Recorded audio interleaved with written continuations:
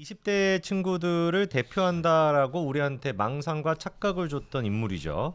이준석입니다. 지금은 이제 어떻게 보면은 노쇠한 그런 정치인들의 약삭 발음, 여우 같은 거 이런 거밖에 지금 남아 있지 않아 가지고 표독스러움 그 악밖에 안 남았어. 악밖에. 악밖에 남지 않은 이 얼굴만 봐도 어르신들은 그런 얘기 하더라고요. 예. 얼굴만 봐도 뭐 이렇게 뭐 잘생겼다 못생겼다 이런 얘기가 아니라 얼굴만 보더라도 이준석이 같은 경우는 지금 악밖에 없다 이런 얘기 많이 하시는데 저희가 지난 어제 방송에서도 그런 말씀을 드렸습니다. 최근 들어서 이준석이가 한동훈 위원장에 대해서 견제하는 목소리가 좀 커졌다고. 그래서 지난번에 1992 그 티셔츠에 대해서도 무슨 뭐 롯데 자이언츠가 그때 이제 처음으로 이제 우승했다라는 거. 근데 그거를 보면서 지금까지 패배했다라는 것 때문에 실망하시는 분들도 있을 거다라고 하는 무슨 말도 안 되는 가짜는 그런 소리도 했었고요. 이번에는 또 약간 뭐라고 할까 김어준 방송에서 나올 법한 얘기를 국민의힘의 전 대표였다라고 하는 사람이 떠벌리고 댕겼습니다. 그 내용이 뭐였냐? 한동훈 위원장이 지난 이제 2022년 5월 18일 그때 이제 법무부 장관이었을 때입니다. 그때 이제 기념식에 참석하면서 자동차를 타고 왔었는데 차에서 내리는 이제 모습이 왼손에 던킨 도너츠, 여러분 다 아시는 그 던킨 도너츠 브랜드의 커피랑 도너츠를 이제 손에 들고 있는 모습이었거든요. 근데 이거에 대해서 이준석이가 이번에 이 기획된 거다. 그럼 근거가 뭔지를 들어보니까 이게 기획됐다라고 하는 것도 좀 코미디긴 한데 근거가 뭔지를 들어보니까 한동훈 위원장 자택에서 법무부 과천청사까지 가는 길, 그 길에 던킨 도넛 매장이 없다라는 게 다였습니다. 근데 이런 얘기를 이준석이라고 하는 국민의힘 전 대표 입에서 나온 거거든요. 그래서 좀 어떻게 보셨습니까?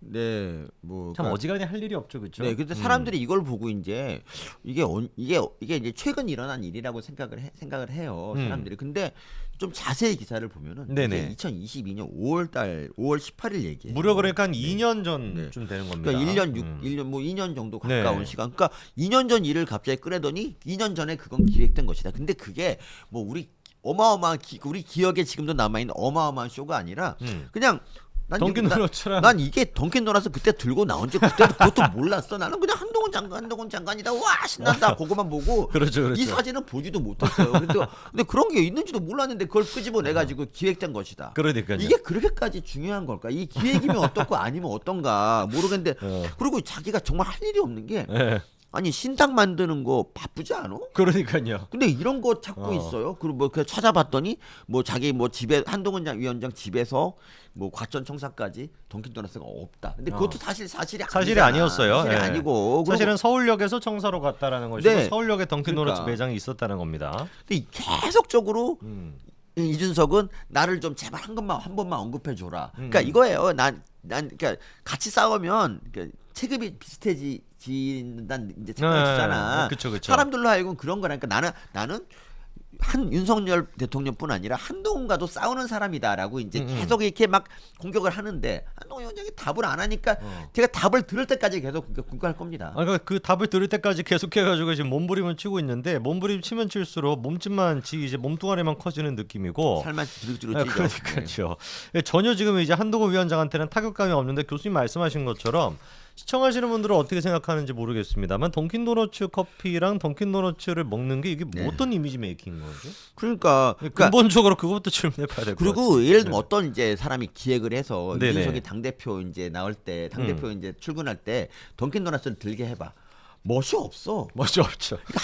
또 먹는다 이러겠지. 그냥 저러니까 얼굴에 뒤로 뛰어 살찌지 이렇게 한단 말이니까 한동훈 위원장이 뭘 들고 뭘 목도리를 하고 무슨 책을 들던 간에 이건 다 멋있어. 그건 이유가 옷걸이가 멋있기 때문이고. 그렇죠. 한동훈이 멋있기 때문에. 그리고 한동훈이 멋있고 그 사람이 하는 말이 멋있고 생각이 멋지기 때문에 멋있는 것이지. 이걸 보고 기획이다라고 하면 말이야. 아니 무슨 던킨 도너츠 이것도 못 드나? 커피가 던킨 커피도 못 드냐고. 이게 뭐야? 그러니까 전 차라리 있잖아요. 어떻게 보면 이준석이 당 대표를 딱 이제 첫 출근할 때 자전거를 타고 갔어요. 따릉이. 네.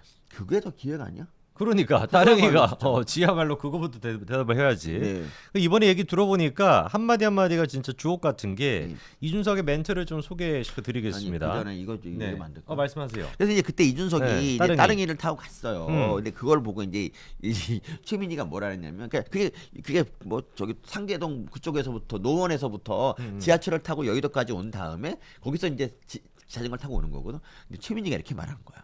야 좀 걸어 다녀라 왜 자전거를 타냐. 그때는 최민희가 저저 별 딴지를 다 그쵸, 시비를 다 건다. 근데 지금 이준석의 포지션이 딱 최민희야. 그러니까요. 그 당시 최민희. 여자 그러니까 남자 최민이네. 남자 최민희죠. 여기도 점점 닮아갈 것 같아요. 네. 예, 그러니까 그 지금 교수님 말씀처럼 남자 최민이라는 얘기가 될 수밖에 없는 게 이게 지금 멘트 하나하나가 진짜 주옥 같고 야 이런 얘기를 진짜 뭐 방송에서 하나 싶을 정도인데 한번 제가 소개를 시켜드리겠습니다.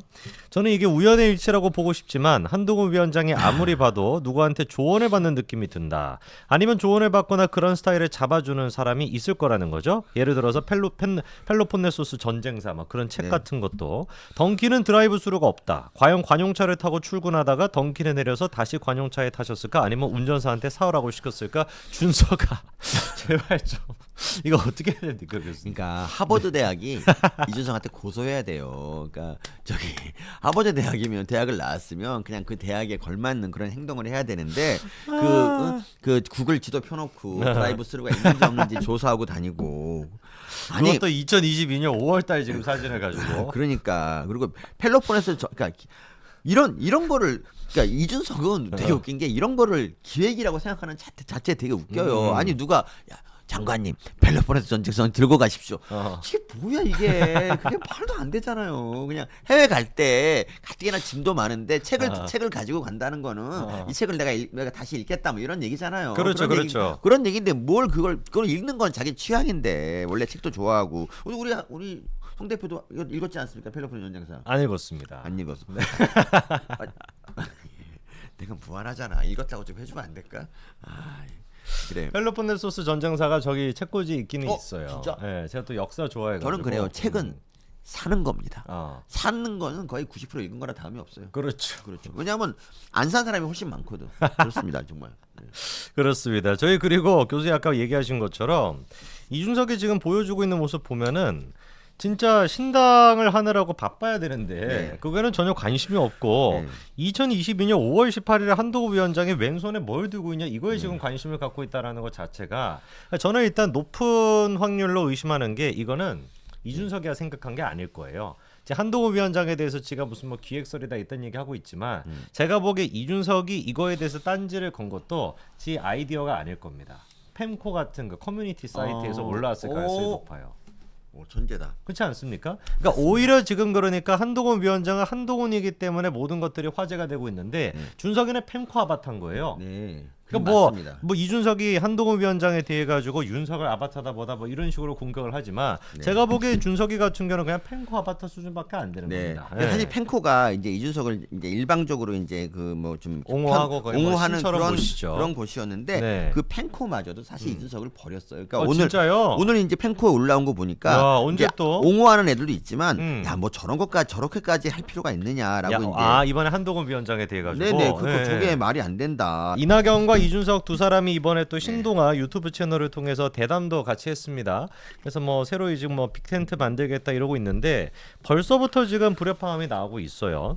그러니까 뭐 사회자가 이준석과 이낙연에 대해 가지고 협력해 가지고 뭐 세력화할 가능성이 있냐라고 물어보니까 약간 조금 묘한 입장 차이가 있거든요.